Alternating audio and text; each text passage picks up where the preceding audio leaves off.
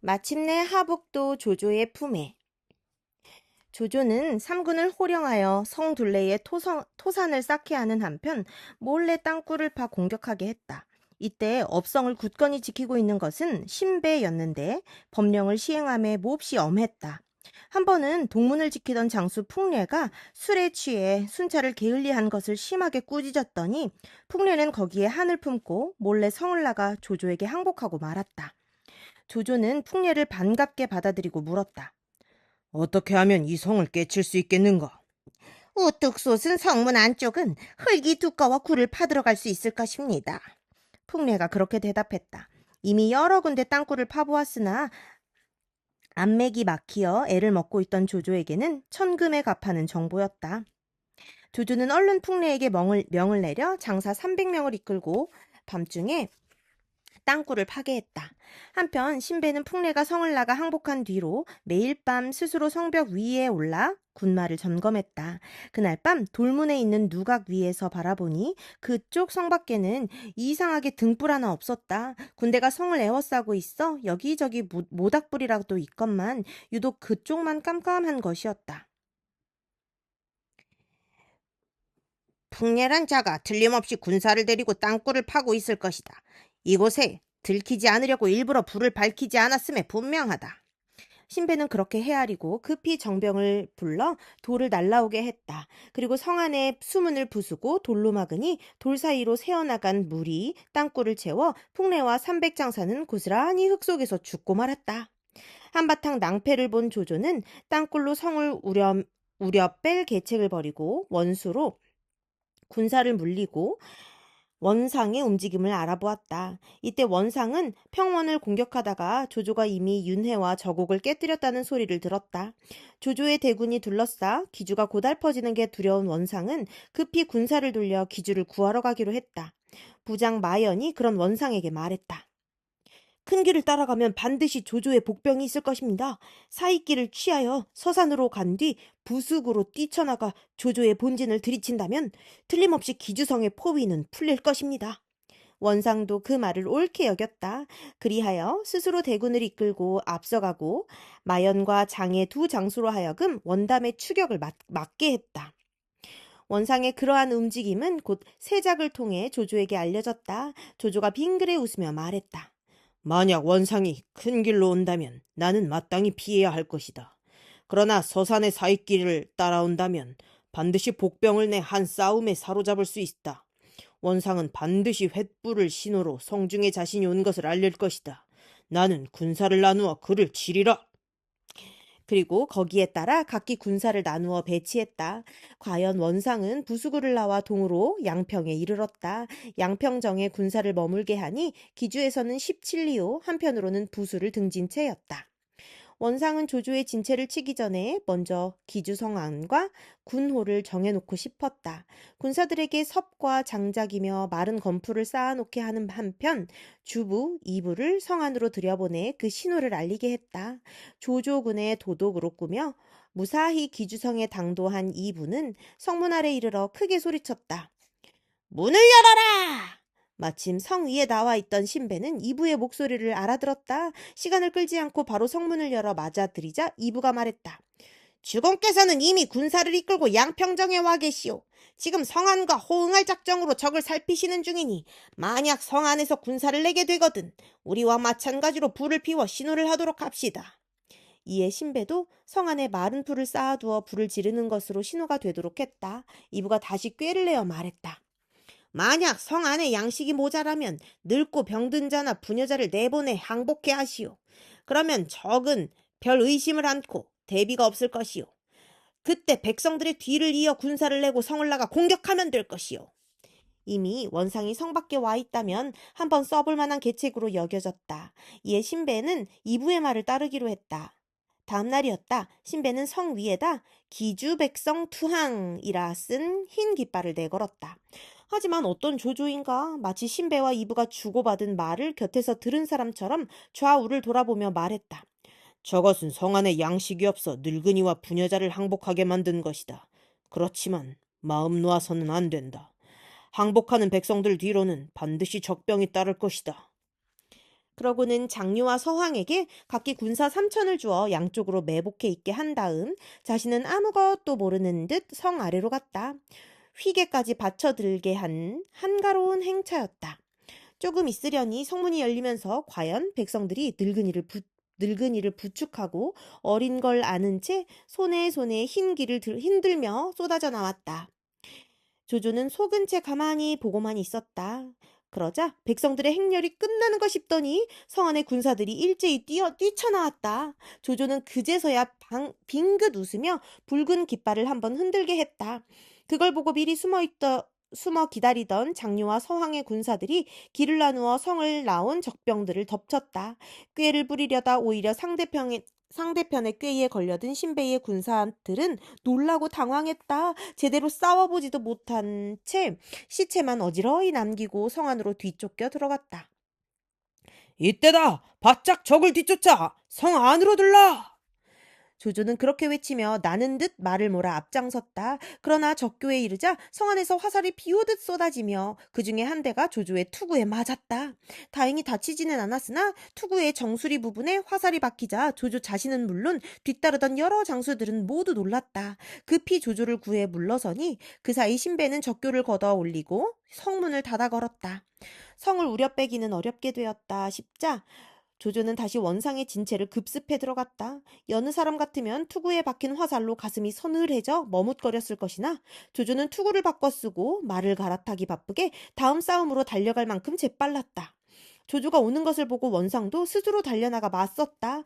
그러나 조조의 여러 갈래 군마가 일시에 지쳐드니 당해낼 수 없었다.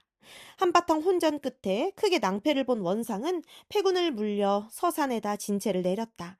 그리고 후군으로 오고 있는 마연과 장의에게 사람을 보내 빨리 이르기를 재촉했다. 하지만 조조는 이미 그쪽에도 손을 써놓고 있었다. 원래 원상의 장수였다가 항복해온 여광과 여상 형제를 보내 마연과 장의를 달래게 한 일이었다.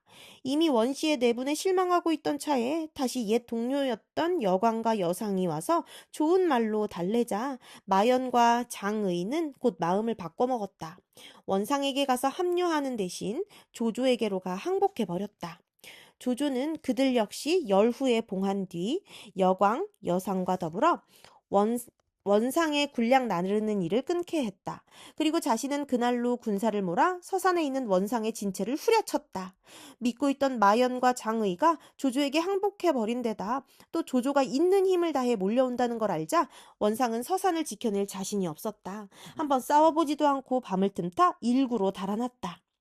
하지만 어느새 조조의 복병은 거기까지 미쳐 있었다. 원상이 미쳐 영체를 안돈시키기도 전에 사방에서 불길이 일며 복병이 한꺼번에 쏟아져 나왔다. 사람은 갑옷 입을 틈이 없고 말은 안장 얹을 여유가 없을 지경이라 싸움이 될 리 만무했다. 원상의 군사는 그대로 뭉그러져 다시 오십리를 달아났다.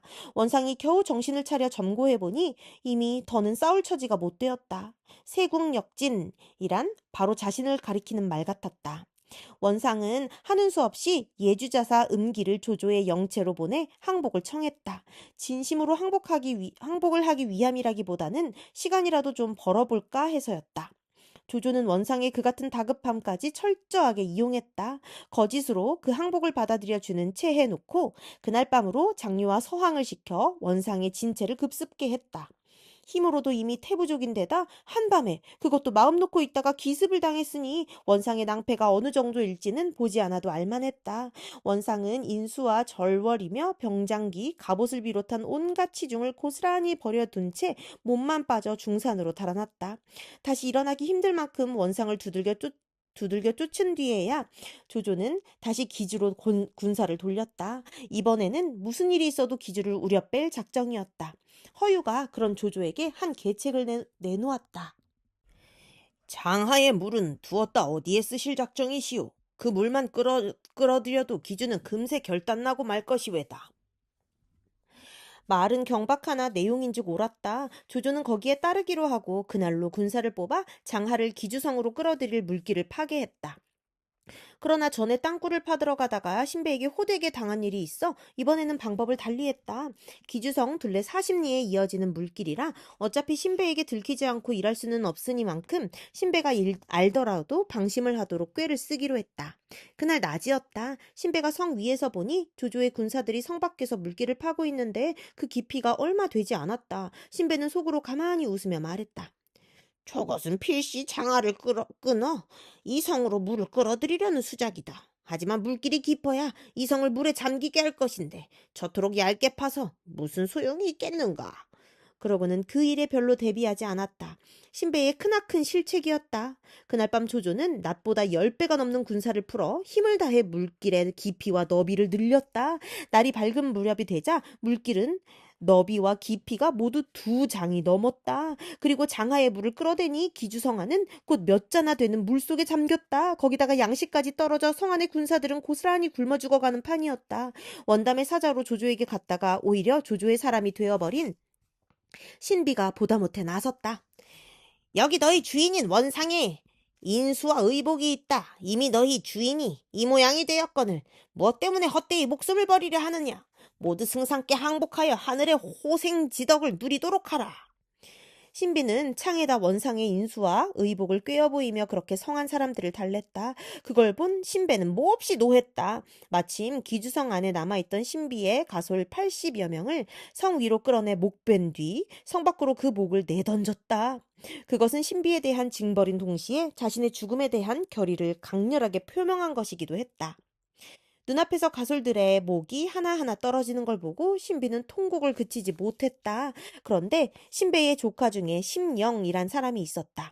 평소부터 신비와 매우 가까이 지냈는데 신비가 그 가족을 참혹하게 죽이는 걸 보자 원한을 품게 되었다. 아니, 어쩌면 신비의 그 같은 행동에서 이미 죽음을 각오한 자의 발악 같은 것을 보고 자신은 삶의 길을 찾아보려 한 것일지도 모르는 일이었다. 신령은 안에서 성문을 열어주겠다는 글을 쓴 뒤 화살에 매달아 성 아래로 쏘아 보냈다. 그 글을 준 군사가 신비에게 갖다 바치고 신비는 또 조조에게 그 글을 바쳤다. 읽고 난 조조는 먼저 장졸들에게 엄명을 내렸다. 기주성 안에 들어가더라도 원시 집안 사람이라면 늙고 젊고 간에 결코 죽여서는 아니 된다. 또 군사와 백성들도 항복하는 자는 반드시 살려주어라. 이 명을 어기는 자는 상하를 가리지 않고 목을 베리라. 그런 다음 비로소 기주성으로 지쳐들 채비를 하게 했다. 다음 날이 밝았을 무렵이었다. 심령은 미리 알린 대로 서문을 활짝 열어젖히고 조조의 군사를 맞아들였다. 원한에 눈이 뒤집힌 신비가 먼저 말을 박자 성 안으로 뛰어들고 그 뒤를 조조군의 장졸들이 물밀듯 지쳐 들어갔다. 이때 신배는 동남쪽에 있는 성로 위에 있었다.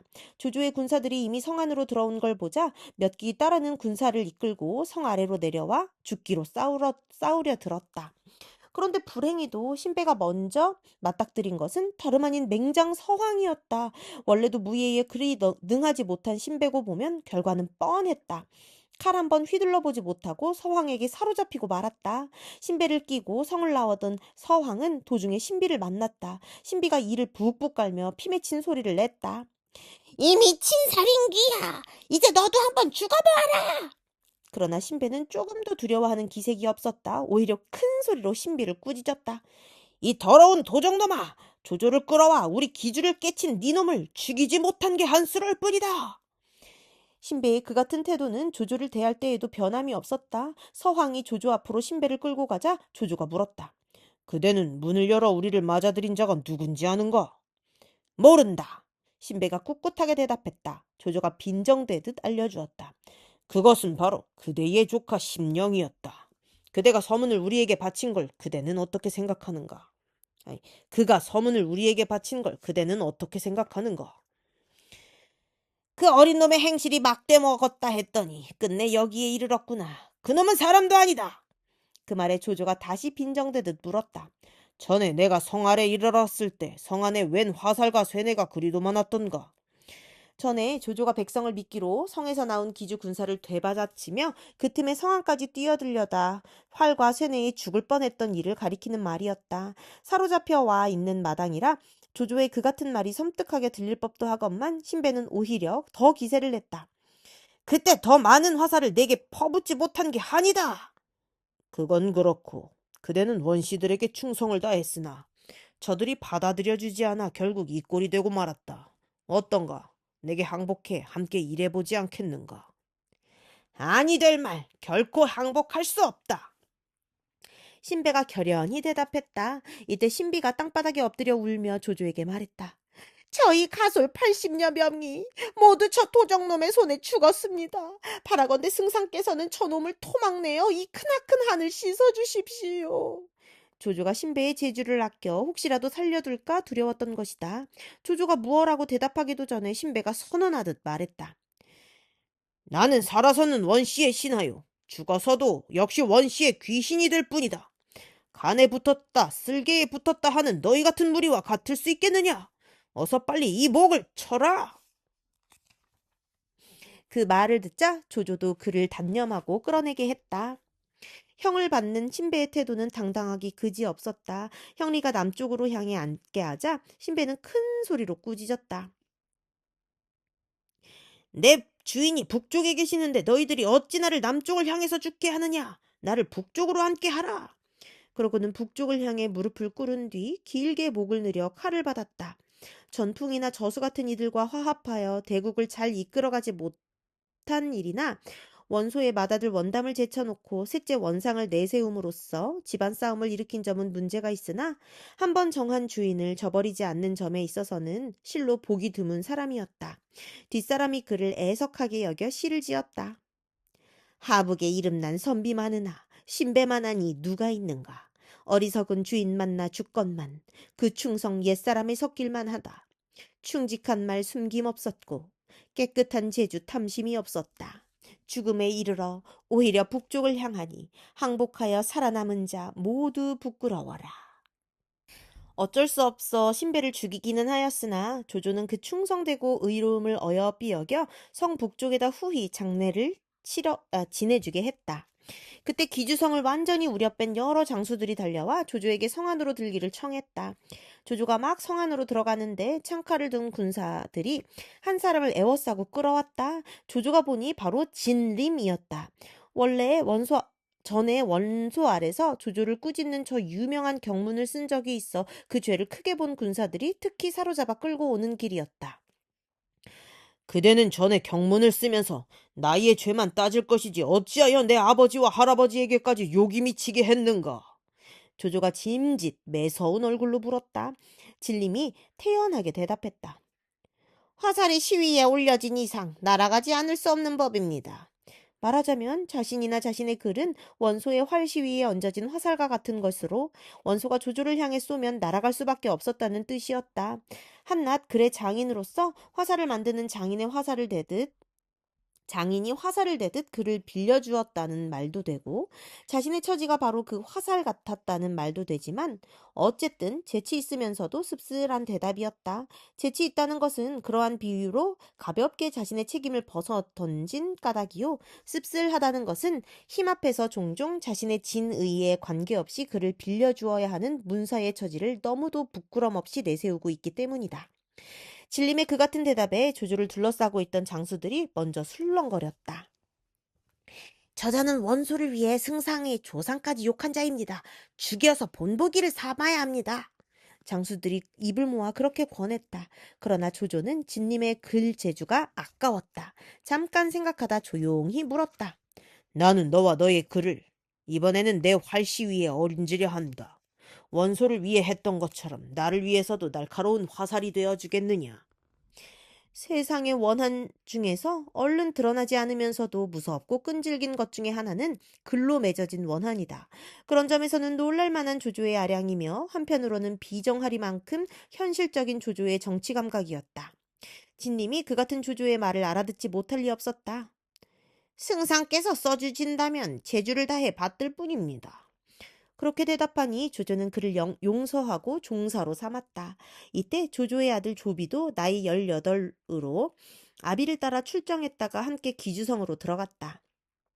조비는 자를 자환이라 썼는데 태어날 때부터 여러 가지 상서로운 조짐이 많았다.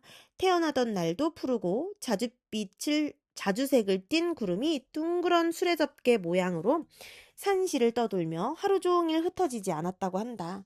그 구름 같은 기운을 본 자가 있어 조조에게 가만히 일러주었다. 이것은 천재의 기운입니다. 아드님의 귀희됨은 말로 다 할 수 없을 것입니다. 잘하면서도 조비가 보여준 재주는 놀라웠다. 8살에 이미 책을 읽기 시작했는데 오래잖아 고금을 통해 두루 막힘이 없었다. 뿐만 아니라 무예에도 빼어난 자질을 보여 말 타고 활쏘기를 잘했으며 칼쓰기 또한 매우 좋아했다. 조조는 아들들을 어릴 때부터 전장에 데리고 다녔는데 특히 맏아들 앙이 장수와의 싸움에서 죽은 뒤로는 둘째 비를 항상 곁에 두었다. 이번에도 조비는 아비를 따라왔다가 성에 떨어지자 앞서 달려들어간 것이었다. 원소의 집이 어디냐? 조비는 무슨 생각이 들었던지 먼저 원소의 집부터 찾았다. 백성 하나가 겁먹은 얼굴로 원소의 집 쪽을 가리켰다. 질풍같이 말을 달려 원소의 집에 이른 조비가 칼을 빼어들고 말에서 내리니 장수 하나가 막아서며 말했다. 승상께서 명을 내리시기를 원소의 집안으로는 아무도 들여보내지 말라 하셨습니다.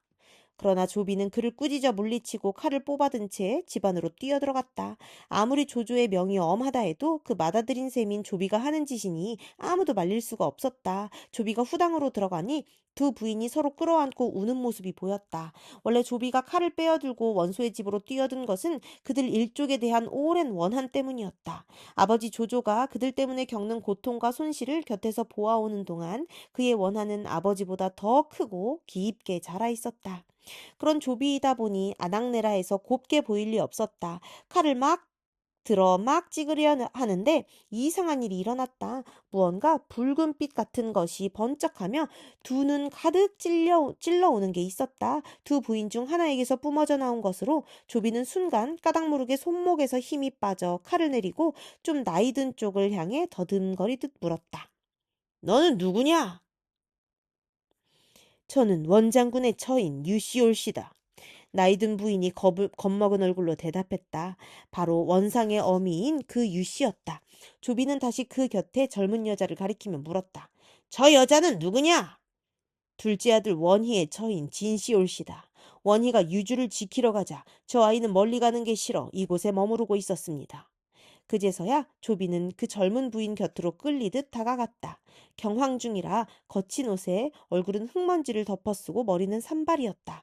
그러나 까닭을 알 수 없는 힘이 조비를 끌어 두 손으로 그녀의 머리칼을 헤치고 소매로 그 얼굴에 흙먼지를 닦게 했다.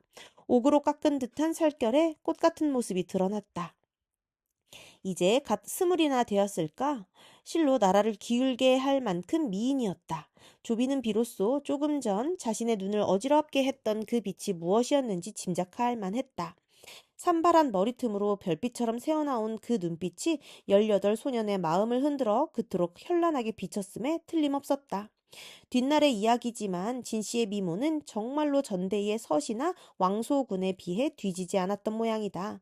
조조는 진씨를 본 뒤에 어쩔 수 없이 그녀를 아들 조비에게 주면서도 측근에게 아까운 듯 말했다고 한다. 이번 싸움은 비 그놈을 위해 한 것 같군. 또 삼부자 중에서 가장 뛰어난 시인인 조비의 동생 조식도 그 형수를 사모하여 그의 작품 중에 어떤 것에는 그 감정이 숨김없이 드러나고 있다고 한다. 뿐만 아니라 조비는 한 전리품으로 생각해도 좋을 그녀를 그것도 한 번 남의 아내였던 여자를 일생 사랑했으며 뒷날에는 황후로까지 올려세우고 또 그녀의 아들로 태자를 삼았다. 모두가 그녀의 아름다움을 보지 않고도 짐작할 수 있게 하는 일들이다. 어쨌든 조비는 진씨를 보자마자 무엇에 홀린 듯 칼을 칼집에 되꽂은 뒤 전보다 더 심하게 더듬거리며 그 두 여인을 안심거렸다. 나는 조승상의 아이들이다. 그대들 집을 지켜줄 것이니 걱정하지 말라. 그러고는 스스로 마루에 올라 그녀들을 지키며 그곳을 떠나지 않았다. 이때 조조도 여러 장수들을 거느리고 기주성 안으로 들고 있었다. 막 성문을 지나는데 허유가 말을 달려오더니 채찍으로 성문을 가리키며 큰 소리로 조조를 불러 우쭐거렸다. 아마나, 네가 나를 얻지 못했으면 어찌 이 성문으로 들 수 있었겠느냐? 아만이란 조조의 어렸을 적 이름이었다. 어릴 때부터의 친구였던 허유로서는 감격에 겨워 한 우스갯소리 우스갯소리일 수도 있으나 아랫사람들에게 둘러싸여 있는 조조의 위엄은 조금도 헤아리지 않는 경박한 말이었다. 거기다가 그 말 속에는 스스로를 지나치게 축혀 세우는 데가 있어 함께 있던 사람들은 모두가 불끈했다. 오소를 급습하도록 권해 관도의 싸움을 승리로 이끈 것이나 장하에 물을 끌어들이도록 권한 것이 기주성을 떨어뜨리는 데 큰 힘이 된 것은 사실이지만 그렇다고 어찌 하북을 얻은 것이 허유 한 사람의 공일 수만 있겠는가. 그러나 조조는 크게 웃을 뿐 그런 허유의 방자함을 나무라지 않았다. 조조가 먼저 찾은 곳도 원소의 집이었다. 누가 먼저 들어갔느냐? 원소의 대문 앞에 이르러 누군가 미리 들어간 사람이 있음을 느낀 조조가 지키는 장수에게 물었다. 그 장수가 어물거리며 대답했다. 큰 공자께서 안에 계십니다. 그 말에 조조는 조비를 불러내 꾸짖었다. 너는 어찌하여 내 명을 어기고 함부로 이 집안에 들어왔느냐? 이때 원소의 처 유씨가 주르르 달려나와 엎드리더니 조비를 대신해 빌며 말했다. 큰 공자님이 아니었더라면 저희 집안은 보존되지 못했을 것입니다. 바라건대 제 며느리 진씨를 큰 공자님께 바쳐 비질이나 쓰레질이라도 쓰이게 하고 싶습니다. 그 같은 유씨의 말에 조조는 절로 노기가 가셨다. 얼굴을 대한 적은 없으나 그래도 한때 자신과 맞서 천하를 다투던 원소의 아내가 비는 것이라 그런 것 같았다. 거기다가 며느리를 바치겠다니 우선은 진씨란 여자가 궁금하기도 했다. 조조는 진씨에 대해 몇 마디 물은 뒤 그녀를 불러오게 했다. 그러나 한번 보기나 하자는 기분으로 진씨를 불렀던 조조는 그녀를 보자마자 자신도 모르게 감탄의 소리를 냈다. 참으로 내 아들의 지엄이가 될 만하구나. 그리고 두말 없이 조비가 아내로 맞아들이는 것을 허락했다. 아들이 무엇 때문에 그곳에 머물러 있었는가를 이미 알고 난 이상 말릴 수도 없고 말려서도 안 되리라 여긴 까닭이었다. 기주가 대강 안정되자 조조는 몸소 원소의 무덤을 찾아가 제사를 드린 후 2번 절을 했다. 그리고 곡을 하는데 듣기에도 몹시 슬퍼서 내는 곡소리였다. 곡이 끝난 뒤 조조는 여러 장수들을 둘러보며 옛일을 얘기했다. 지난날 나와 원본초가 함께 의병을 일으켰을 때 본초는 내게 물었다. 만약 일이 뜻대로 되지 않으면 어느 곳이 근거를 삼아 뜻을 펴볼만 하겠는가 하고. 그때 나는 대답 대신 물었다. 자네는 어떻게 생각하는가? 그러자 본초는 말했다. 나는 나무로 하북을 근거로 하여 연과 대로 울타리를 삼고 북으로 사막에 흩어져 사는 무리까지 아우른 뒤에 다시 남쪽으로 내려와 천하를 다툴 작정이네. 그럴듯하게 들리는가? 이에 내가 대답했다. 나는 천하의 슬기와 힘을 모아 도리에 맞게 다스려가면 안 될 것이 없다고 생각하네. 하필 땅의 위치나 넓이겠는가? 우리가 그런 말을 주고받은 게 어제 같은데 이미 본초는 죽고 없으니 내가 눈물을 흘리지 않을 수 없구나. 그리고 다시 비오듯 눈물을 흘리자 함께 있던 이들이 모두 슬퍼했다. 하지만 이 일에 대한 뒷사람의 해석은 대개 조조에게 이롭지 못하다. 기껏해야 간웅의 눈물이요. 더 나쁘게는 고양이 쥐 생각이라거나 아니면 이긴 자의 뒤틀린 거드름 정도로 여길 뿐이다. 아무리 연의의 저자들이 한 방향으로만 몰아댄 탓이라고는 하지만 지나치다. 엄밀한 의미에서 원소야말로 조조의 일생의 가장 큰 적이었다. 뒷날에 촉오가 있다고 하지만 그들은 멀리 변방에 치우치고 혹은 대강을 격해 적어도 조조 생전에는 별로 중원을 위협하지 못했다.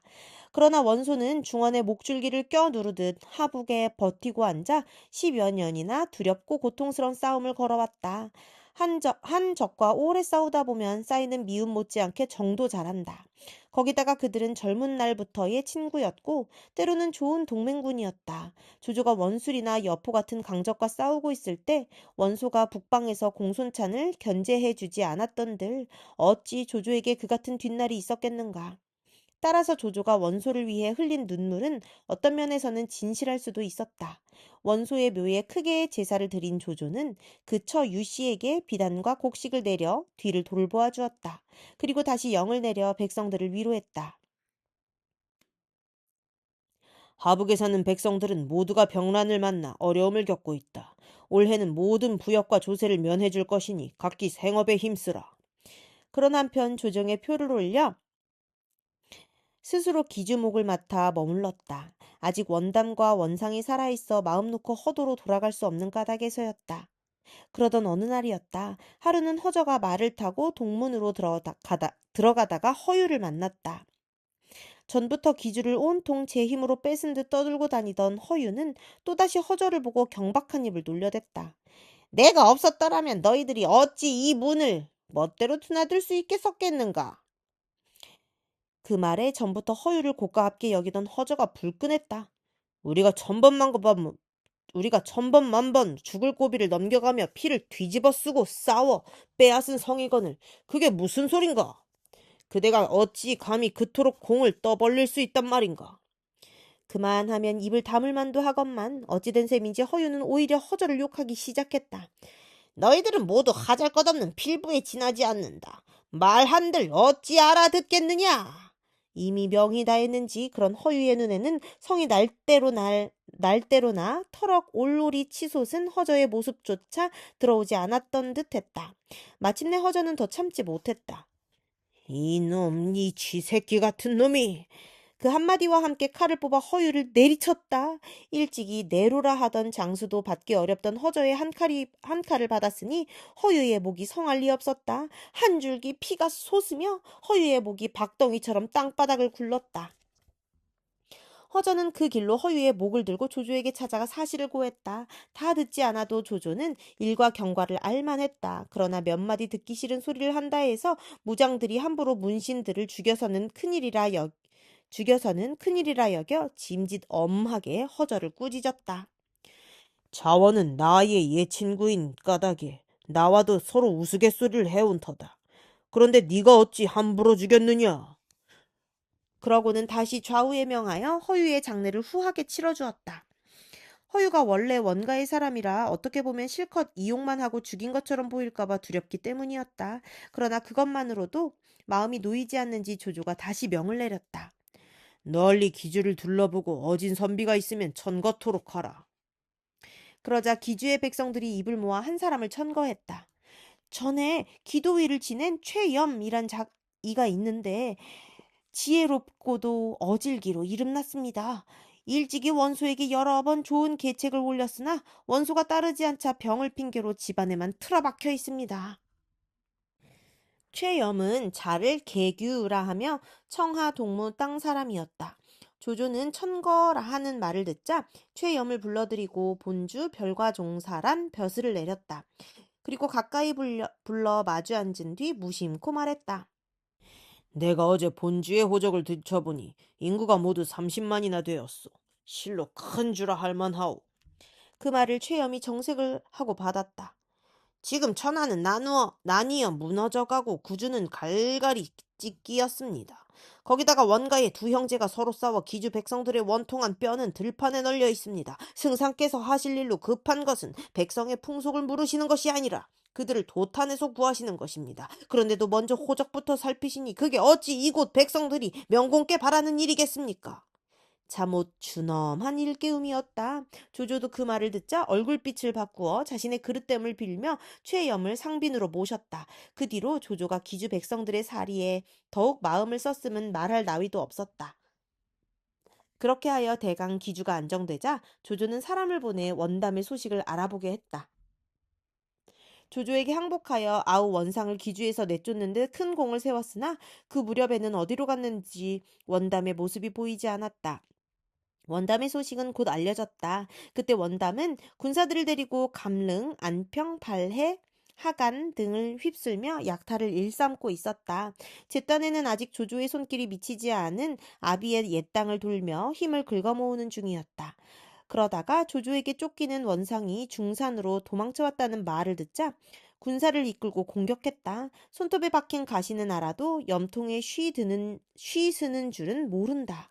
더니 먼담이 바로 그랬다. 발딛고 설 기주가 없어진 마당에도 분하고 미운 것만 다만 제자리를 뺏은 아우일 뿐이었다.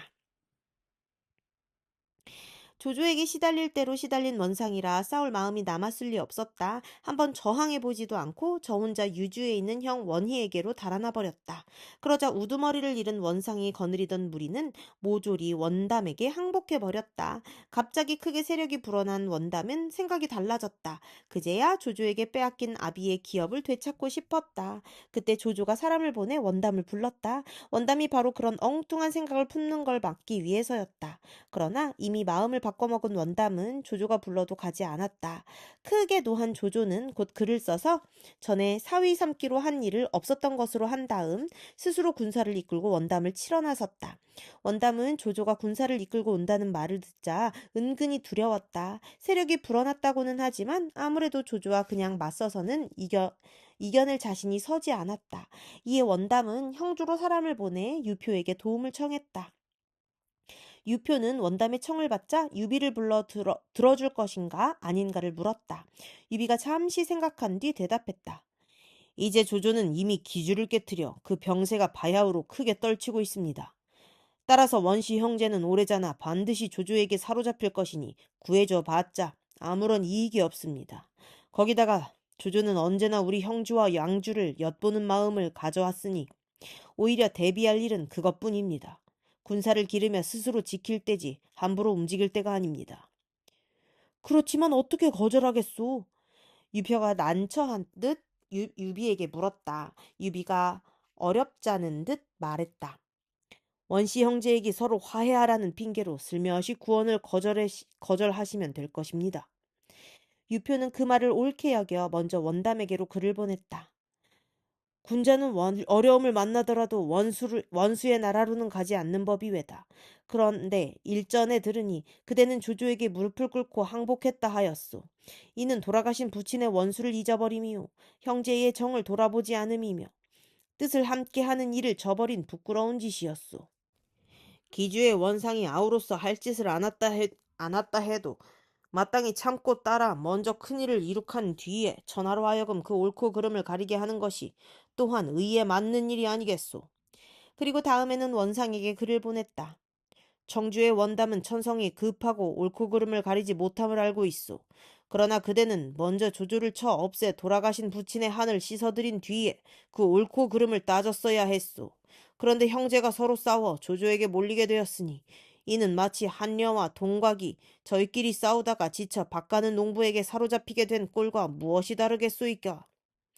한녀는 옛적에 사납고 날래기로 이름난 개요. 동곽은 제나라 성곽 동쪽에 살던 교활한 토끼다. 한녀가 동곽을 찾아 산을 3개나 맴돌고 산마루를 5개나 넘다가 둘 다 지쳐 쓰러지고 말았다는 이야기가 있다. 원담은 그 같은 글을 받자 유표가 군사를 내 도와줄 뜻이 없음을 알았다. 혼자 힘으로는 조조의 군사를 당해낼 수 없다고 여겨 평원을 버리고 남피로 물러나 지키기로 했다. 조조가 남피에 이르니 날씨가 매우 차 강물이 모두 얼어붙었다. 강이 얼어서는 군량을 운반할 길이 없는지라 조조는 그곳 백성들을 시켜 얼음을 깨고 군량 실은 배를 끌게 하라 명을 내렸다. 그러나 그 영을 들은 백성들은 추운 겨울에 얼음을 깨고 배를 끄는 일이 싫어 모두 달아나 버렸다. 달아난 놈들은 모두 잡아 목을 베어라! 성이 난 조조가 다시 그렇게 영을 내렸다. 잠시 몸을 피했다 돌아오면 될 줄 알았던 그곳 백성들은 그 소문을 듣자 더럭 겁이 났다. 모두 숨었던 곳에서 나와 조조의 영체로 몰려가서는 목숨을 빌었다. 만약 너희들을 죽이지 않으면 내 군령은 지켜지지 않을 것이다. 그러나 너희들을 모두 죽이면 이번에는 내가 너그럽지 못한 사람이 되고 만다. 하는 수 없다. 너희는 지금 빨리 산속 깊이 숨어 내 군사들에게 붙들리는 일이 없도록 하라. 다시 붙들려 올 때는 나도 너희들을 구해줄 수가 없다. 법가와 육아의 원리를 교묘하게 배합한 조조의 멋진 처신이었다. 이에 백성들은 고단한 도망길에 들어서면서도 한결같이 조조의 너그러움에 감격해 눈물을 흘렸다.